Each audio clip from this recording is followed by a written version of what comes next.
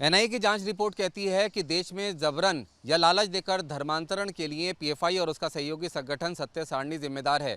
Kerala police ने करीब 94 ऐसे मामलों की जानकारी एनआईए को दी थी, जिसमें जबरन धर्म परिवर्तन की आशंका थी, जिसमें से 10 मामलों को जीरो डाउन एनआईए ने किया था। एनआईए की जांच में सामने आया कि सिर्फ महिलाएं नहीं बल्कि पुरुषों का भी धर्म परिवर्तन कराया गया था। ऐसे 5 मामलों की जाँच एनआईए कर रही है, जिसकी रिपोर्ट एनआईए ने अपने डोजियर में सौंपी है।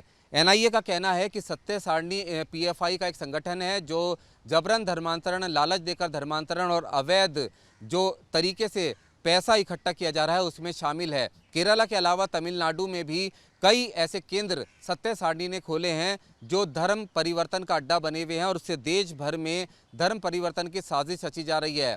धर्म परिवर्तन कराने के लिए सत्य सारणी चुने हुए लोगों को 4 महीने का कोर्स कराती है, जिसके लिए सत्य सारणी के जो ऑफिस है, जो उसके प्रीमिसेस हैं, उसमें रहने और खाने की व्यवस्था होती है। साथ ही साथ उनको पूरी तरह से कन्वर्जन कराया जाता है। सत्य सारणी दावा पर चलती है। दावा अरबी का एक वर्ड है जिसका मतलब है इस्लाम में आमंत्रण। सत्य सारणी के दावा कार्यकर्ता देश भर में अलग अलग इलाकों में, कस्बों में, शहरों में, रेलवे स्टेशन, बस स्टॉप, अस्पताल और दूसरी सार्वजनिक स्थलों पर पैम्फलेट्स बांटते हैं, जिसमें इस्लाम में शामिल होने की बात कही जाती है और उसमें बहुत सारे लोगों को रेडिकलाइज किया जाता है। खास तौर पर दूर दराज के ग्रामीण इलाके के लोगों को इसमें लालच दिया जाता है। जबरन धर्म परिवर्तन कराने के साथ साथ उनको घर, दुकान, मकान और विदेशों में नौकरी का लालच देने के साथ कैश पैसे का भी लालच दिया जाता है और उसके बाद फिर सत्य सारणी के केंद्र में लाकर उनको इस्लाम में कन्वर्ट करा दिया जाता है। सत्य सारणी जैसे केंद्र पीएफआई लगातार खोल रहा है।